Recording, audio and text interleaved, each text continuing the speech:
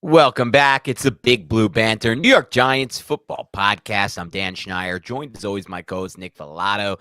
Today we're here to talk a little Giants football. We want to talk to you about some things that stood out to us when John Mara, Giants owner, Joe Schoen, Giants general manager, and Brian Daboll spoke at the owners' meetings. The owners' meetings are an interesting time, as Joe Schoen referenced, because you get a chance to speak to a lot of GMs. The owners get a chance to speak to the owners. There are potential rule changes that come through for the NFL, but more importantly, there's potential trade options and talks. We now know from learning from Joe Schoen that the Darren Waller trade actually started at the Senior Bowl when he was talking to the Raiders GM there, and that then matriculated all the way through to the point of the trade. So something similar could happen if the Giants decide to make another trade, either via for players or for draft picks. So I'm really interested to see what comes out of that. But today we're going to focus on some of the key takeaways. Before we do that, Nick, how you doing today, my friend? I'm out here in Arizona where all the owners are. They're over at the bougie Biltmore in Scottsdale, but it's very sunny here. I can understand why. A lot of coaches and owners would like to come to this state. I believe last year they were in Florida, but I'm doing well, man. Thank you for asking. Constant sun out there in Arizona. You live a nice life, and I feel like a lot of people and things are moving out there, so must be nice. But it's actually a sunny day out here today in New Jersey, so I can't complain too much. There you go. Let's talk a little Giants football. We're going to go in no kind of order, but I want to start with what I thought was the most interesting thing to come out of the interviews, and that was this discussion on the center position for the Giants. So as everyone knows, the Giants signed John Feliciano to a 1-year deal last year. He started almost every game at center. Then what did he miss? 1 or 2 games? Feliciano, I mean, he was the center, so however many games he missed, it's not big. It was negligible. Yeah. And during that time, Nick Gates was the one who stepped in anyway at center for him. And Nick Gates signed with the Washington Commanders in a multi-year deal. John Feliciano signed with the San Francisco 49ers. So both players are gone. It leaves a pretty glaring hole at center. There's been speculation among fans and us who may take it, but we finally got some clues as to what the Giants feel about the situation right now. And it's interesting because what Joe Schoen said about the center position was very different in my mind than what Ben Bredeson said on a podcast that he appeared on with Jordan Ron on of ESPN just a few days ago. So I thought that was interesting. Let's first start by what we heard from Joe Schoen. And Joe Schoen said, Ben Bredeson, Jack Anderson, who remember we saw at guard in the Cowboys game, the guy who blew that screen block. That's how I remember him as, Nick, because that could have been a big play. And Shane Lemieux have taken snaps. He said he doesn't sound like it did. The way he said Brent Bredeson is a guy we feel very comfortable with at center. That was very interesting to me that Joe Schoen said that. And he also said, we still have a draft. We don't play until September. Guys will be cut post-draft that we'll be looking at. We have confidence in Ben Bredeson, Jack Anderson, and Shane Lemieux. He said Jack Anderson was with us in Buffalo and has been working at center. He also said the same about Shane Lemieux. So that was interesting, Nick. But then we heard Ben Bredeson say that, no, I haven't taken any snaps. Or he said, no, I haven't. No one has mentioned to me that I might be moving to center, but my role in the team is interior line, guard, center, or whatever. This is Ben Bredeson, by the way. Whatever is asked, whatever I need to do. I've played center before, and I feel comfortable doing it. I feel comfortable in any of those 3 interior spots. So I feel like there's a little bit of a disconnect between what Joe Schoen has said Ben Bredeson has already done and probably what Joe Schoen meant was we feel comfortable even though we don't have the experience yet of seeing him at center. And it's something that Brian Daboll made clear during his, whatever you want to call them, interviews with the media. Like, we haven't even stepped on the football field yet with this personnel. So once they get into OTAs, once they get into training camp, which is a while away, that's not until July, then the Giants can cross-train these guys, get them out there, have them take snaps, and have that competition arise if they don't add anybody. I expect them to add somebody eventually, whether that be a veteran free agent, somebody in the draft. I don't think it's going to be at pick 25, which we can get into here in a little bit, because I know a lot of Giants fans believe that the Giants might invest in like a John Michael Schmitz or Joe Tippmann or Luke Whippler or a player like that. I think the Giants feel comfortable enough, at least right now, with those 3 options and having them compete. And that's under the likelihood that Josh Azudu is back from his neck injury and that Josh Azudu wins that left guard job, which is still a little bit up in the air. And Mark Lewinsky isn't necessarily a long-term option. So when you look at the interior offensive line, there's still uncertainty. I think the Giants do know that, but they love the people that they have in the building at least. And at least what I could say about Jack Anderson, dude, he at least went to Stoutland University, right? Because he was a player who played with Philadelphia for a couple of years. And we know Jeff Stoutland does such an excellent job with the Philadelphia offensive linemen, unfortunately. I've liked his tape a little bit from before the Giants signed him, but when he came in with the Giants, that one blown screenplay, and I think he had false starts or something. It was Yeah. a terrible start to his tenure here in New York. And we don't want to judge him off such a small sample size. I'm not ruling out Jack Anderson. I'm not ruling out any of those players, quite frankly. I think of the ones that were mentioned, Shane Lemieux, Jack Anderson, and Ben Bredeson. Bredeson's the only one I'm excited about. I'm not excited about Shane Lemieux at all at the center position. That one, to me, I'm ruling out. Jack Anderson, I have a little bit of excitement on based on just what you said. You like some of his old tape, that he was coached by Stoutland. Those are two things that check mark for me. But I still think that's a little bit of a reach. Bredeson is an interesting spot for me because I feel like, Nick, and somebody brought this up to me, and I'm curious to get your take on it.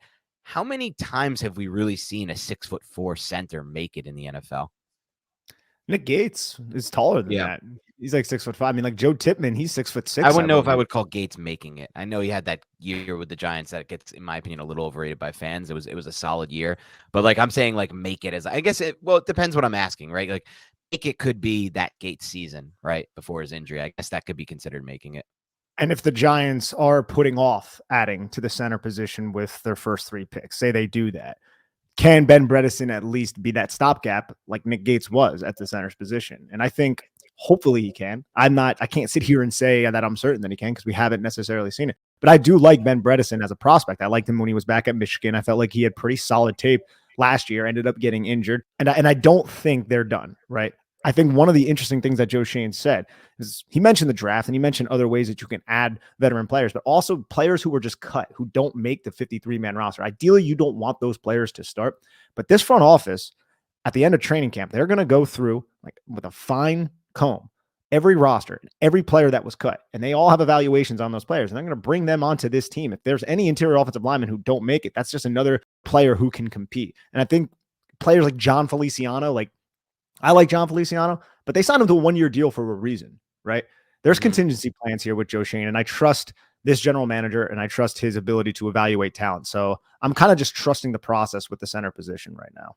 And I think that's a fair thing to do. I think, though, we have to consider, as analysts right here, Nick, that if you do take away Ben Bredeson and put him in center, and now you have kind of like a stopgap solution there, you're taking away from your depth on the interior offensive line. And you brought up a great point earlier.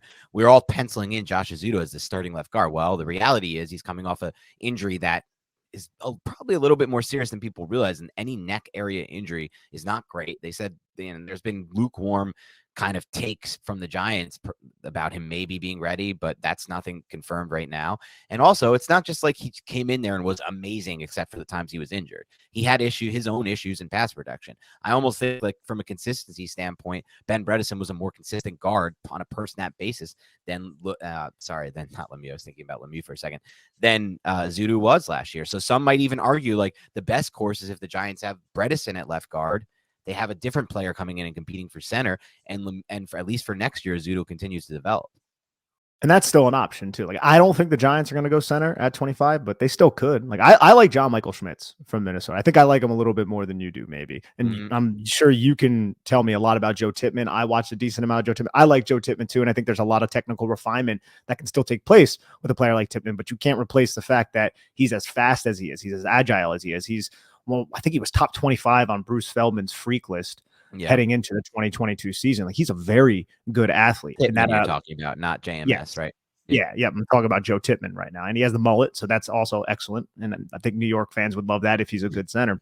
So they still could pursue it center at that point of the draft. I don't know, man. I don't think – I wanted to get your take on this. Positional value. Do you think Joe Schoen would go in that direction? Pick a center at pick 25 with all the other holes all around the roster and the possible players that will be available with that pick? I don't think there's any chance the Giants go center at 25 personally. I think if there was a knockout center in this class, like the year the Jets got Mangold or something like that, like maybe Joe Schoen would buck the trend. But even then, I don't really think he would do it. I think he's going to subscribe. Out of all the GMs we've had in recent years, I think Joe Schoen is very, very focused on positional value, getting value out of these top picks from a contractual standpoint before you have to pay them. And at the same time, I think he probably looks at a team and was like, we signed John Feliciano for like nothing last year, and he was pretty good. Nick Gates was pretty good before the injury. He was signed for nothing. He was an undrafted free agent who they re-signed. you don't really have to go round 1 to get a center. I think even if you go round 2, if they love one of these guys and they're still there in round 2 at center, you can get a starter in year 1. The Chiefs did it with Creed Humphrey. I don't think any of these guys are as good as Creed Humphrey personally, but they did it with Creed Humphrey. It's not impossible to do. And at the same time, I think that there's a decent chance that both of those guys could be on the board when the Giants pick in round 2. I think that John Michael Schmitz is not going. If I had to bet, he's not going in the top 50 of this class. I think he could. I think he definitely. I mean, he should. People are mocking him to the top 30. People are mocking him to 25. Yeah. He's supposed to go there. But I'm just going to make that bet right now with you on air, and we'll see where it goes, because I just know just my thought process on the NFL and what he is as a prospect. I agree. He's probably the best technical center right now. He's probably the overall best center, and he has the highest floor by far in this class. He's got a much higher floor than Tippmann and Whippler and anyone else you want to throw in there. I know there's a kid from Arkansas I haven't watched that people like, but floor picks to me, yeah. Yep. And I've heard a lot of good things about him. And people say I would like him a lot for what I'm looking for, which is either like I said, like the Ragnow type or the mover type. But I just think the NFL is not looking at a John Michael Schmidt and thinking that that's worth a top 50 pick. But we'll see. It's the center position, just in general. And like you said, Creed Humphrey fell a lot further than a lot of us believed. It's the NFL's catching up to these. There's only one center that's going to start. Like there's only 32 centers, one center on each team. And if you can't play the guard positions, that's really going to limit your versatility. Unless you desperately need a center and you're a team, then a lot of teams are going to look for those versatile type of players who can play all three of those interior offensive line positions, like the Giants did last year with a player like Azudu, who was playing left tackle and then was getting kicked inside on the very next snap.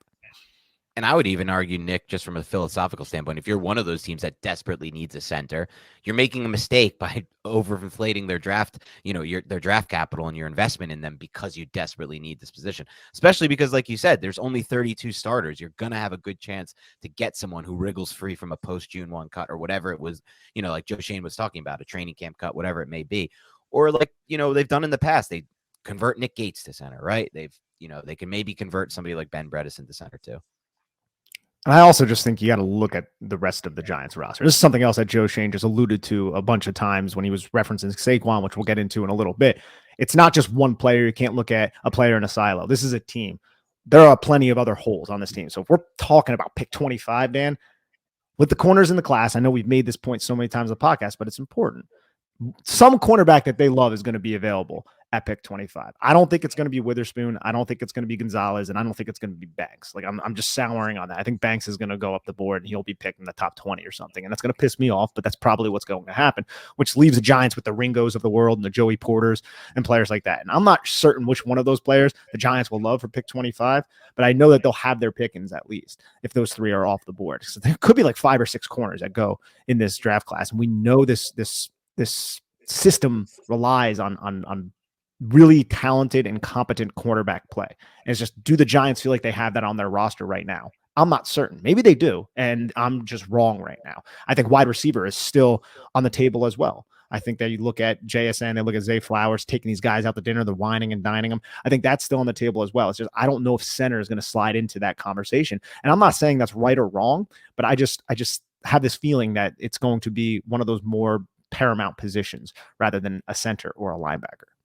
I think you're completely entirely right. And I thought you brought up something today that I don't know if I've thought about a lot or enough. And I don't think we discussed it much in the past 3 years we've covered the draft, but I really like the concept, like the 30,000 foot view thought that you brought up about how when you're investing in something like a center, it is a onesie position, right? Like there are only 32 that start, especially if it's a guy who's center only. You don't have confidence in converting to a good guard at left or right side, versus corner and receiver, where you're drafting a guy and at work, you're adding to depth. You need so many guys on the field at those positions. The way that NFL's played right now, 11 personnel, you need a minimum of 3 on the field basically at all times, at corner and receiver.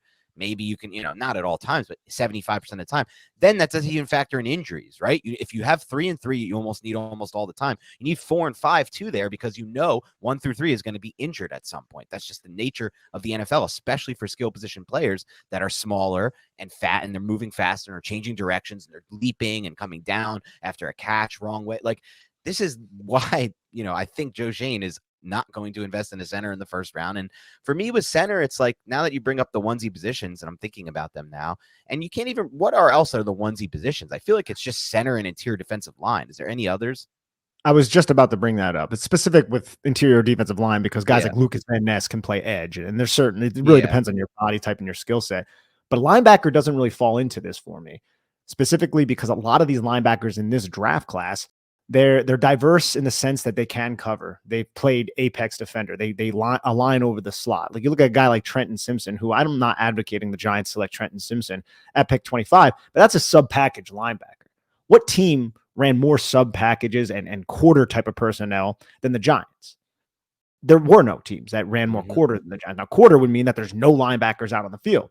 And you would be like, well, then why would they go linebackers? Like, was that more out of necessity, or is that what Wink Martindale wants to do?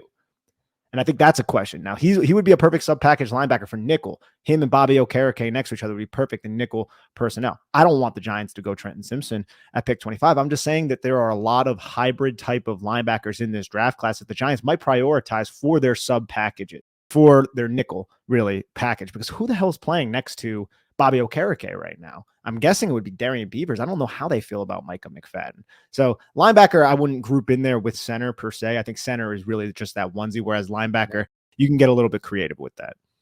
And then, you know, when you break it down like that, Nick, and it really is truly the only onesie position center, I have even less interest in investing in it from this point on personally. And it's funny because I always say, like, I think center is one of the most underrated positions if you have a dominant guy there. So if I see a Ragnow out there, I'm in on a Frank Ragnow. Sure.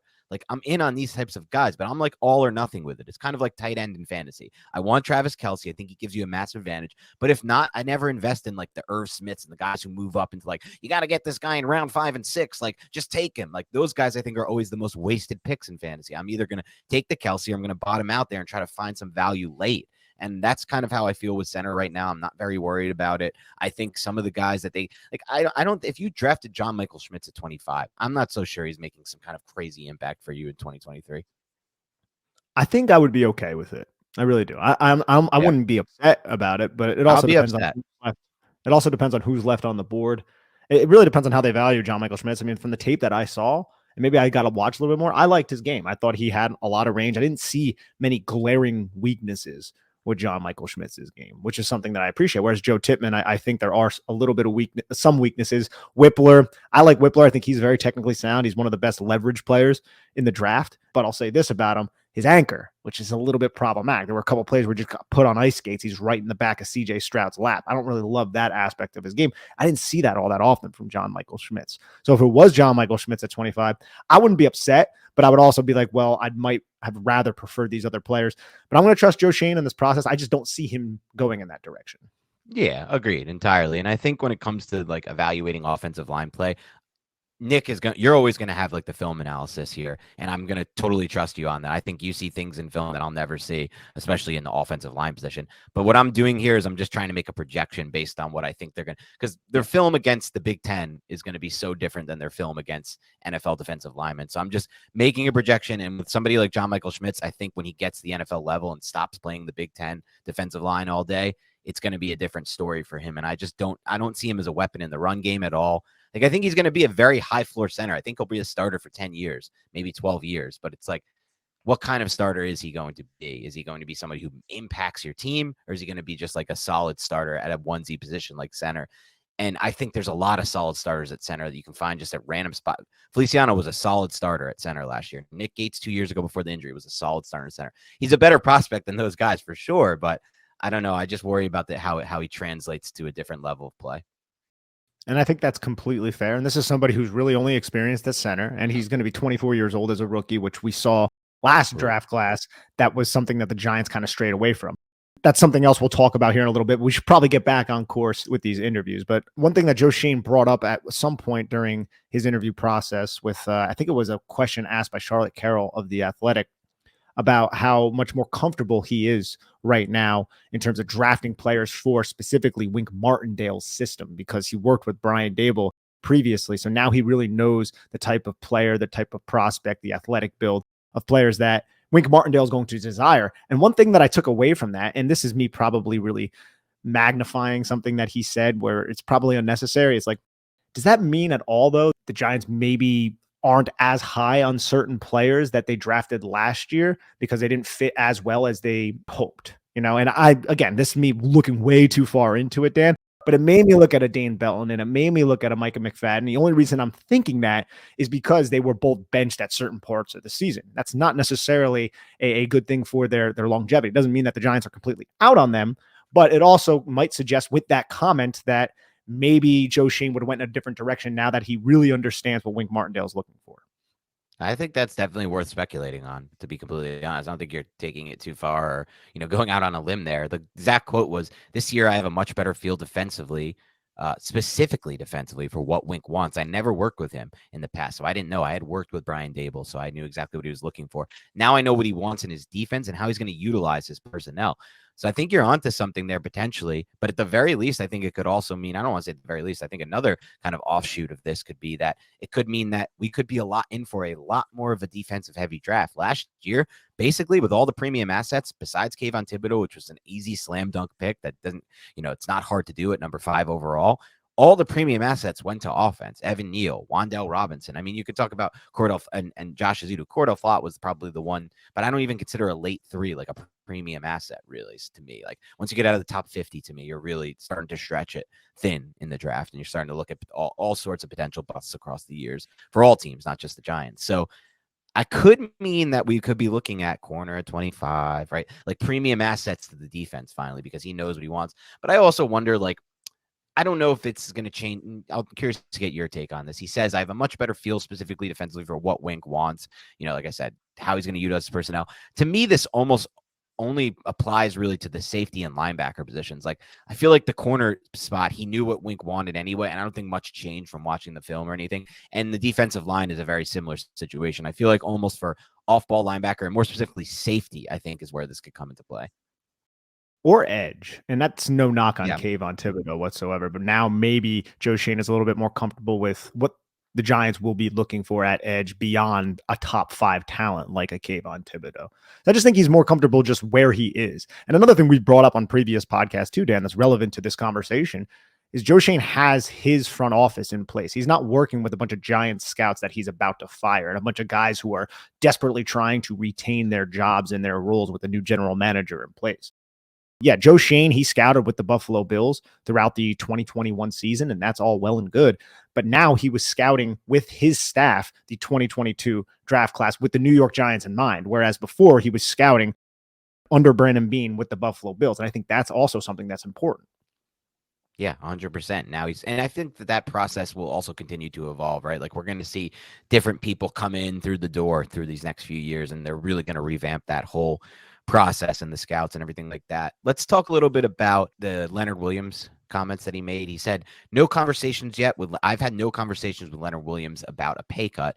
And then someone's like, yeah, but you could, restructure and extend and do a void year. He said we could do that, but it seems like on the Leonard Williams front, it's been pretty quiet so far.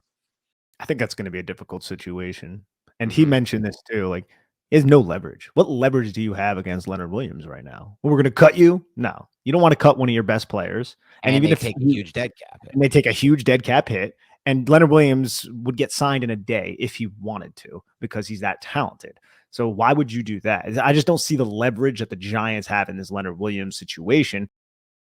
Going into a season with Leonard Williams making $32 million just sounds absolutely asinine and ridiculous to me. But I just don't really know how they're going to bring that number down without extending him and giving him a void year or another year on his contract. And I think that might be the best course of action because he's still 29 years old and still plays at a high level when he's healthy.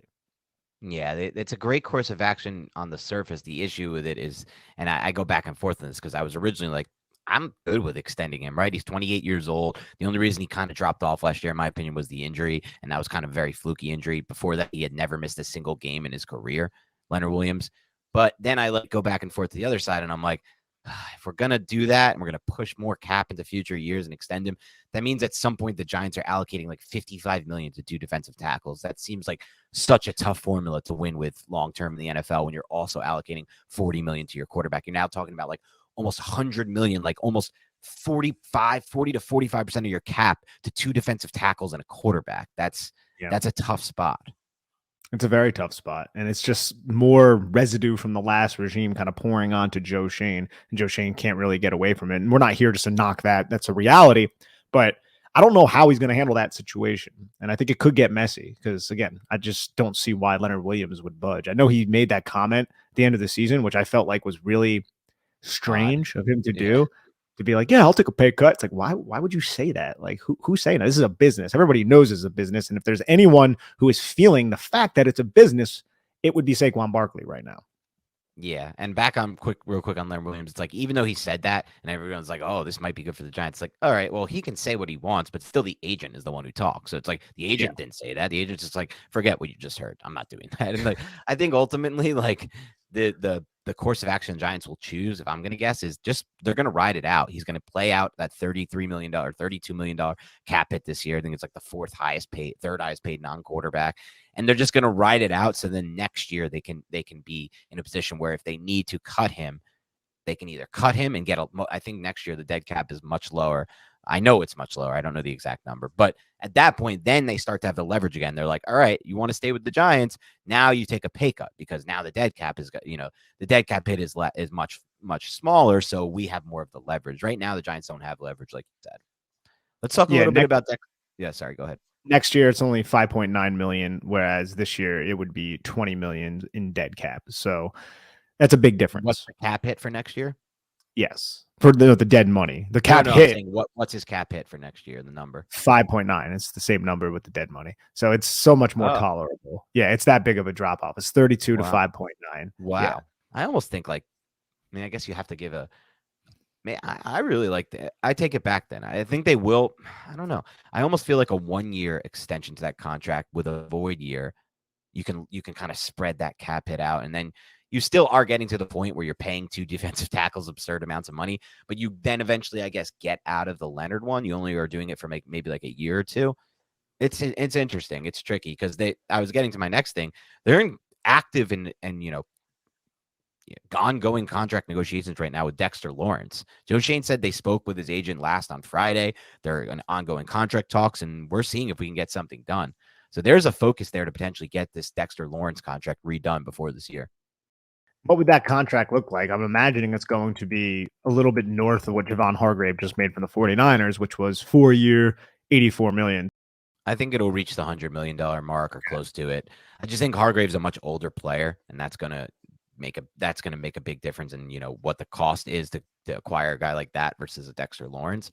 I also think, quite frankly, Dexter Lawrence is a better player than Javon Hargrave and was a way more dominant player in 2022. And I don't see any reason to think that that's going to drop off or that was a fluke or anything. He made a position change for the most part. I mean, he played all over the line, but he played a lot over the center, and they unlocked a lot of.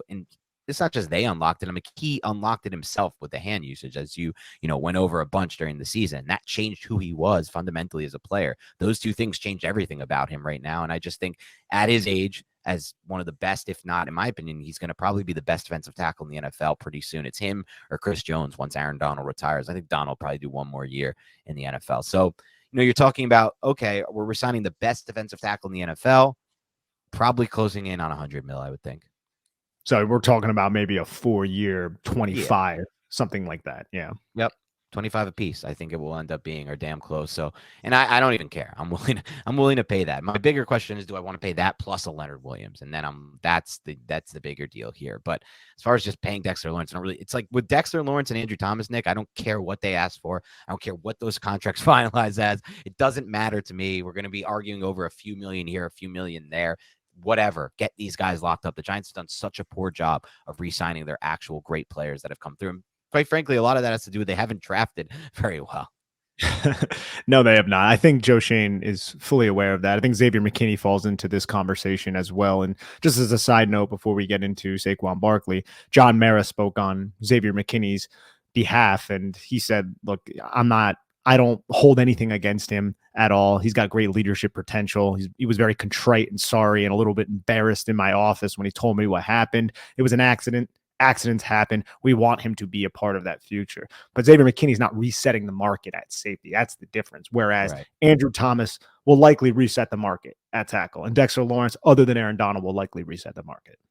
Yeah, they're going to both be market resetters. It's, everybody's like, oh, everyone said the Giants don't have any salary cap space to spend, and they're signing all these guys. They can't. Everyone said if they keep Jones and Barkley, they can't do anything. I'm like, anyone who's saying that on Twitter, I'm like, dude, this is never about can they do anything in 2023. Of course, you can manipulate the cap to do things in 2023. The issues with the cap by signing Jones and Barkley are going to come in the future years. That's when we're going to start to feel it. When Andrew Thomas is resigned, when Dexter Lawrence is resigned, and now before you know it, 60 to 70% of your cap space is allocated to these four players. Then what, right? And that's what we move on from. We'll see what happens there, obviously, as we move forward. You said you wanted to get into some Barkley stuff, so let's dive into that now. Yeah, Saquon Barkley, man. It's the offer was pulled. There's no outstanding offer on the table right now, Joe Schoen, which makes sense in my opinion, because why would you leave a $12.5, $13 million contract on the table when the market seems to depress? Where it seems like the running backs, Zeke Elliott, $15 million a year, you're gone. No, we're not paying you that. Like a lot of these running backs are not making the money that they want to make. You got Dalvin Cook, who the Vikings are supposedly trying to get away from. Joe Mixon, get away his contract as well. Alvin Kamara might be suspended for 6 games. He's making $15 million a year. And I know that's a unique situation, but regardless, the Giants, I feel like, have the leverage with Saquon Barkley. It's like, this is our number. If you don't like it, you can test the market and you could see if you want to go move to another city, or you could stay here, get paid handsomely for what the market is right now, and be the face of this franchise like we want you to be. Yeah, it's a tough spot right now. I think we learned this now for a fact that the Giants are not currently in active negotiations with Barkley, but we didn't really know this before this. We thought maybe that original offer that they had from before the bye week was still on the table, and he just wasn't taking it, or maybe it was a new revised offer that was lower, but that's not the case. They put the tag on him, and that's it now for negotiations. Now Shane also said something I thought like he's still been talking to his agent. Yeah. I think they said as recently as a few days ago. John Maris, Brian Daboll said he texted Barkley like a week ago, and they don't know about if he's going to show up for voluntary OTAs or any of that, which they obviously want him to. He's a leader of this team, and he's somebody who you want in the building early on because of that. And Mara has said that he wants to resign him and make him a Giant for life. You know, the Tiki Barbers of the world. He wants him to be one of those guys. Michael Strahan, Tiki Barber, all the legendary Giants. So it's a weird spot with Barkley. I don't really know what's going to happen because they keep saying they want to resign him, but they seem to be nowhere near in contract negotiations. And at this point, Nick, it's like even if you do give him like a 4 to 5 year deal at $12 million a year or $11 million a year, you're basically, in a lot of ways, like it's not good. Like if everything Joe Schoen has done this offseason, if that's what he does, to me, that'll be by far his worst move of the offseason because no one else is paying running backs. Like you said, everyone's trying to get out of these contracts, Cook, Mixon, whatever. Why are you going to be the only team that pays the position? Why are you going to be a team that tries to be the outlier here? Why are you going to, invest all this money long-term, especially with a guy who's already torn his ACL and his MCL? Like, at that point, Nick, we're getting, earlier on, I was like, whatever, I'll just accept it. Hopefully it's a 3-year deal and they can front load it. Now there's no front loading because they don't have any cap space. So you can't front load any long-term deal with Barkley. You have to back load it. And now you're doing exactly what all these other teams have done and made mistakes on and regretted. So why do you want to be following in the footsteps and the path of the teams that have already regretted these types of decisions? Yeah, it seems a little bit counterintuitive to what the NFL is doing right now. And I like Saquon Barkley. We like Saquon Barkley on this podcast, but dude, this is a business. And I think he might have to swallow some pride too, which is unfortunate for him. But you had $12.5 million. You were like, no, I think I can get more.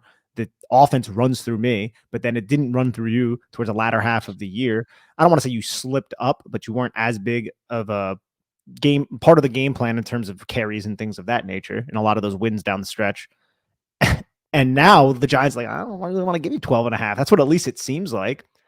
And it got a little awkward, Dan, during the Joe Schoen interview. I felt like when reporters started pressing him on the market, the running back market, and on Saquon Barkley playing for the franchise tag. And he was like, yeah, I'm comfortable with him playing on the franchise tag. He said that, but then they started poking and prying. Did you feel like a sense of awkwardness with Joe Schoen a little bit when they kept poking and prying, the reporters? 100%. I think from the day he took over as general manager, he's been his tone shifts completely when people ask him about contracts in these interviews. He's all vibrant and vivacious when they're asking him about, how's this player going to fit the offense? Or what do you think about the draft position? Ooh, I like safeties deeper than people give.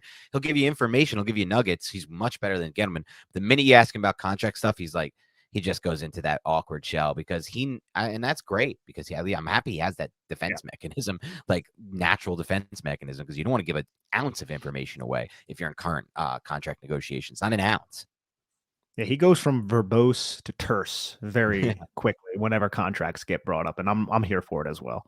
Yeah, me too. I thought there was an interesting conversation about actually, let's first get into John Mara, who said the Giants haven't closed the door on Odell Beckham Jr. and re-signing him. Mara also said he would like to re-sign him, but he's going to trust Joe Schoen and Brian Daboll. And they kind of asked Joe Schoen about it. And he's like, look, you can get creative with the cap, but we're trying to get out of that business at some point. And he's like, he's trying to get out of the business. He's like, at some point, we're probably going to have to do it again. We're trying to get out of that business. The way it sounded to me, it sounds like this Odell Beckham Jr. thing is just not going to happen with the Giants anymore based on the moves they've already made and the cap space they've already allocated. Yeah, I'm right there with you. And I was a little bit skeptical it was going to happen anyways with Odell Beckham Jr. And I like Odell. I think he could add an element of explosive playmaking to this offense that the Giants desperately needed prior to free agency, but then the Giants went out and they traded for Darren Waller, who we'll get into in a little bit. And I think Darren Waller is going to be that number one passing option. Yeah, he's not a wide receiver, but I don't really think that matters. I think that's like some of those like football things that we do as fans where we're like, well, they don't have a safety, but they have like, or they don't have a linebacker, but they have like a safety who acts as a linebacker who can operate within that role. It just doesn't fit perfectly a square into the square hole. You know what I'm saying? No, I know exactly what you're saying. It's like the NFL teams are not looking at this the same way that fans are, right? It's like, especially a team like the Giants who played a lot of positionless football on both sides of the ball last year. So they're certainly not a team that's looking at it like, we need to do this, we need to get that, it's this position, it's that position. No, it's a different kind of mindset for them. And they will if it's convenient. They will if it's convenient, right? But yeah, is it convenient right now with their cap restraints? It's not. So no, that's where we're at. Not only is it not convenient now, it's basically not convenient ever at this point. The Daniel Jones contract is going to start toiling away next year in huge hits. Dexter Lawrence, Andrew Thomas, Saquon Barkley potentially too if they re-sign him. There's just no room for this type of thing. If Odell gets close to what he wants, that's the thing though. As Odell continues to sit in free agency, it's like that price continues to come down. It may get to a point where they can make that gamble. If, like you said, things happen, like we talked about before, things like the Dexter Lawrence contract happens, because then they can do a low cap hit for year one, right? Free up some more cap space, different things like that. Odell to me is intriguing one. I feel like I'm a little bit, I guess I would say like too swayed by the nostalgia factor in it, because when I really think about it and take a step back and look at a 30,000 foot view, I'm like, do I really think it's a good idea to invest in a 30-year-old receiver with an insane amount of lower body injuries who may not be the same player he was, but even if he is, may not be able to last long as the same player he was, versus like just trading a fourth or fifth for DeAndre Hopkins, who's the same kind of thing, but much less of an injury history. And we just saw him compete at the highest level last year. So it's like, and I don't want Hopkins at all. I would never want to trade for a 30. So like, why am I then interested in Odell Beckham Jr.? Just because I don't have to trade a draft pick? Like, it just doesn't add up for me. And I'm weighing the nostalgia factor too heavily here. I think that's very fair. Good judgment, Dan. Yeah, sometimes you feel that way. Look, he played for the Giants, and I loved when he was there. And I just think about like that Ravens 4th and 7 slant that he slant housed like against the Ravens. I was at that game, and it's just like, is he even that guy anymore? That was a long time ago, and there was so many injuries earlier. And that's the thing here. Like, he's had an insane amount of injuries.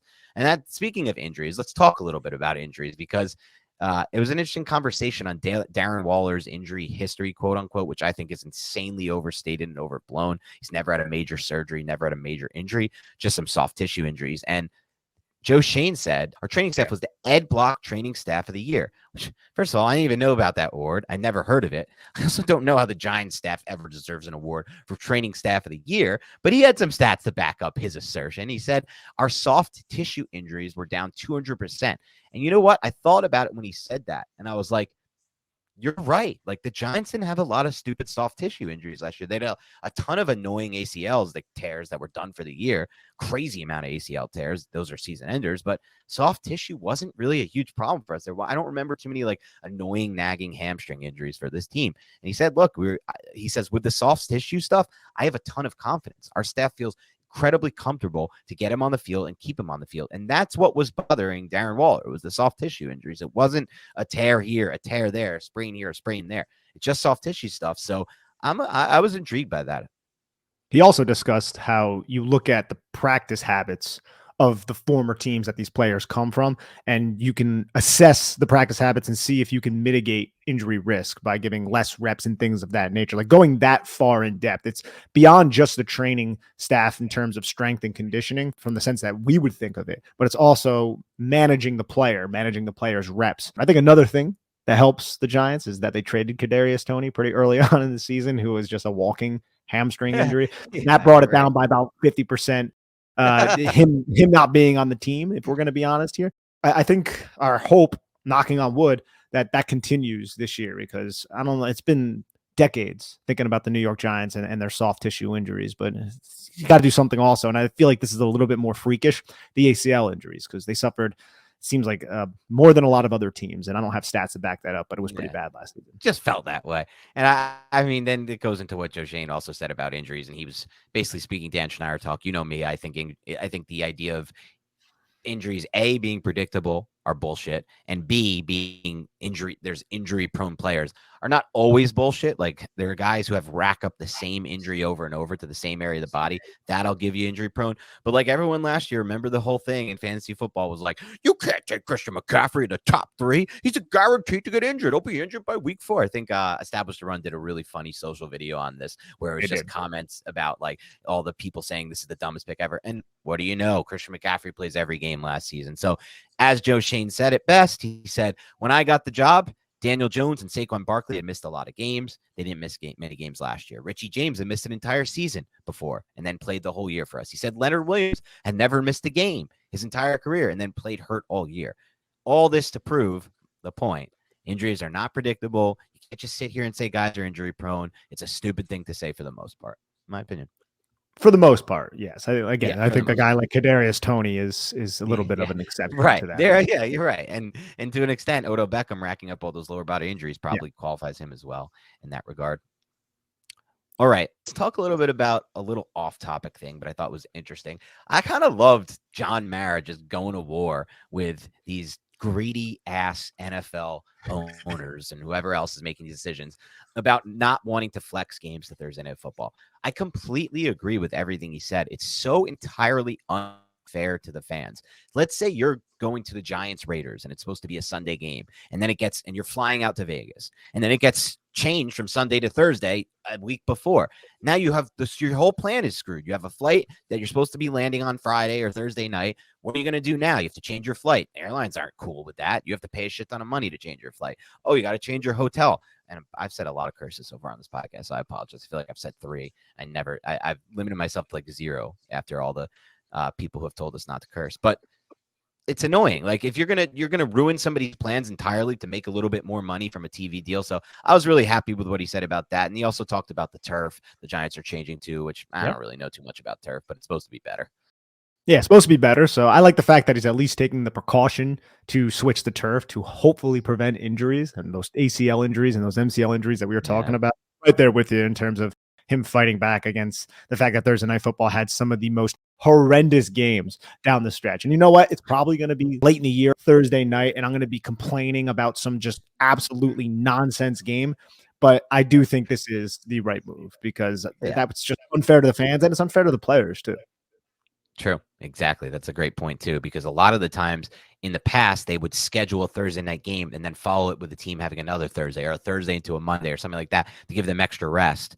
But if you're asking a team to play Sunday and then Thursday more than once, twice, maybe 3 times, like, it's just not fair, and you're going to see more injuries. So it's just stupid, and stop being greedy. You've been eating long enough. You've been, what was it? You've been eating long enough. Now stop being greedy. Just keep it real, partner. Give to the needy. Some people might get that reference. Is that a big L? Is that a big L? No, it's not Big L. It's not Big L. It's a rapper. It is a rapper. It's an RIP rapper. One of the best. Actually, just phenomenal stuff. That whole album is just pure fire. Arguably like one of the, probably actually on a bar for bar basis, and just when you consider the flow, and this is getting too rap heavy right now, but consider just his unbelievable flow, energy, and then just really good bars in his early stuff. It's DMX. DMX is probably, in my opinion, one of the most underrated rappers of all time. I'm going to say that right now. Not too familiar. Okay. Well, he's the best. Not the best, but one of them. Brian Daboll talked about expanding Jones and his offense moving forward, becoming more of a throw-heavy offense, throwing more downfield. He said, I'd say this is probably the first time in his life that the first time he's had a little bit of consistency. We can all do a better job in terms of all the pieces. Every year you add pieces in the draft and free agency. You had them for a reason. You think they can help your team. We haven't had our first team meeting yet. Certainly, we got a lot of work to do. I'd say with Daniel, we'll have a lot of the same guys he threw to back, and that's a good thing. We'll have some new guys. We're going to keep evolving what we do as a coaching staff, and I have to keep getting better on the things he can get better at. It starts all over again. Yeah, the thing about Daboll's interview was like 10 minutes long. Said It was that. a lot of like, it was just a lot of like, hey, we're going to get on the football field. We're self-evaluating ourselves. But I believe it, right? We heard of that a lot with Joe Judge and Jason Garrett during that coaching staff. But when the hell did they really try a lot of different things on offense? We saw how many iterations of this offense, Dan. We saw so many iterations of this offense on a week-to-week basis.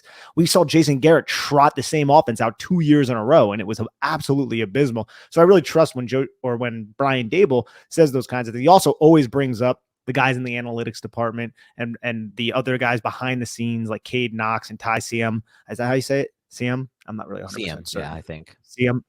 Ty Siam, and they talk about how they all get together and they're just looking around, not just all the NFL to see trends, but all of college football to see what is going on in this game that they love. Brian Daboll also brought up how he calls people all over college football, all over the NFL, see what they're doing with their players. This is a very inquisitive type of individual who I feel like is very personable, has a lot of friends around the league. And I think that is great in this type of industry where innovation is everything.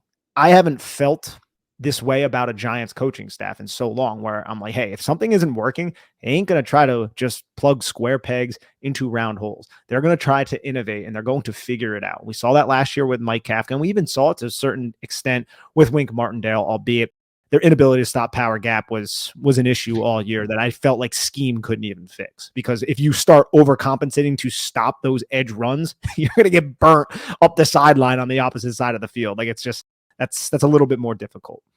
Yeah, that was a personnel issue. I agree with you on that, but it was really interesting to hear him talk about the people you mentioned, Ty Siam, the director of football data and innovation, and then Cade Knox, who's a game manager by role. He said, we go through all the games and our process is we're looking for things that I could have done differently in game. So I love to hear that a head coach is just going through the analytics. He says, we also talk about improving our system, the things on tape that were a problem technique wise, so we can figure out new drills. I thought that was really cool too. And then he says he calls college coaches, asks about trends and things like that and involves the system. But I just thought it was really interesting that they're looking at the tape to see what their technique issues were with each position, and then looking at different ways they can drill it during training camp and obviously the offseason to improve it. Which coincides with the fact that the Giants just added a player like Darren Waller, who both Joe Schoen and Brian Daboll mentioned quite a bit in their interviews. And I believe a reporter asked Brian Daboll something along the lines of, are you going to use Darren Waller outside? And Brian Daboll just basically gave the run of the mill, like, yeah, we're going to try everything out. But again, we haven't been out on the football field quite yet. But when you think about the implementation of players in the past for Brian Daboll, how he's gotten the most out of players like Dawson Knox when he was with the Buffalo Bills, I think you had different personnel in Buffalo, so you could use Stephon Diggs at the backside of a 3-by-1. Like, what suggests to you that Darren Waller won't ingratiate himself into this offense if he's healthy and be able to handle any of the roles that I feel like Brian Daboll can carve out for him? I remain very high on the fact that Darren Waller is going to be able to just slide in here and be able to do whatever Brian Daboll needs him to do. We just got to kind of see it at this point. And Brian Daboll was just, we got to get out on the football field, yada, yada, and then said that whole run-of-the-mill type of response. But, man, just thinking about him on the backside of 3-by-1, be like, all right, put a corner out there. He's going to moss that guy. You want to put a safety out there. He's more athletic than him. And then you have, the three receivers on the other side, which is going to be the play side. Daniel Jones, if Daniel Jones is going to attack the field side a little bit more from the far hash, now he has an option like Darren Waller to throw the football to, a huge body, an athletic freak. If he's healthy, man, I see this working out very lovely. Yeah, I completely agree with you on that, and I'm really excited as well. Looking forward to it. All right. Anything else from the interviews that you wanted to touch on, Nick? Got a blue chip player, or no, it was just a blue player, as Joe Schoen said, in Darren Waller. Yeah, that's their color system. Yeah, they have a grading color scale, and what he confirmed to the reporter was that means a player they think has Pro Bowl potential. So they do think that Darren Waller is a blue player, and I think we know last year they drafted who they believe to be two blue chip players in Evan Neal and Kayvon Thibodeau. So just something to keep in mind as we move forward and we hear him kind of. I was going to ask you. Who do you think's Yeah. a blue player? Who do you think's a blue player in their mind? Like, if we were to go into Joe Schoen's office, how many blue Oh, players do the Giants have right now? that's a good question. All right, let's see. Andrew Thomas. Here's my picks for Yes. who they think are blue players. Andrew Thomas, Saquon Barkley, for sure. Again, we're not doing positional value. It's just who he thinks can be Pro Bowl type players. I hope he thinks Daniel Jones. I hope too, if you give him that contract, but I'm not putting Daniel Jones up there. No, I'm not going to put him in there for now. So Darren Waller, Saquon Barkley, Andrew. Oh, I didn't say Waller. Darren Waller, Saquon Barkley, Andrew Thomas on offense. Evan Neal. He definitely thinks Evan Neal could get there. I hope.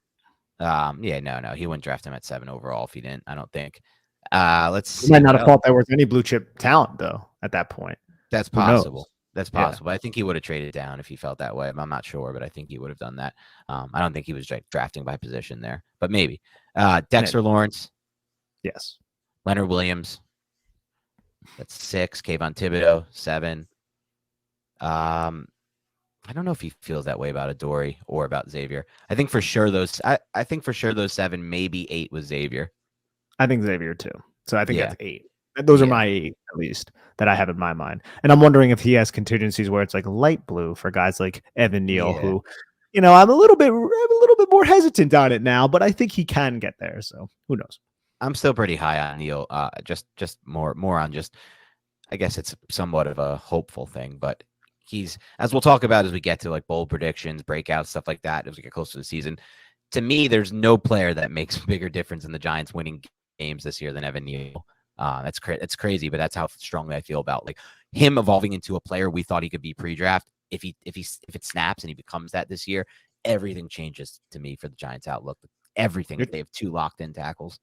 2 locked-in tackles at that age, man. Like not a lot of NFL teams possess that. Yep. All right, so we'll see what happens there. Thank you to everyone for tuning into the Big Blue Banter podcast. Remember, if you want to help the show grow, you need to like this video if you're watching on YouTube. You need to subscribe. You need to hit the bell button. You need to download these podcasts on iTunes or Spotify or Stitcher, wherever you get it. You can't just listen. You got to hit download. That's it. And then finally, we're going to start doing something interesting starting this week. I should have said this at the beginning of the show, so I'll just do it on the next one.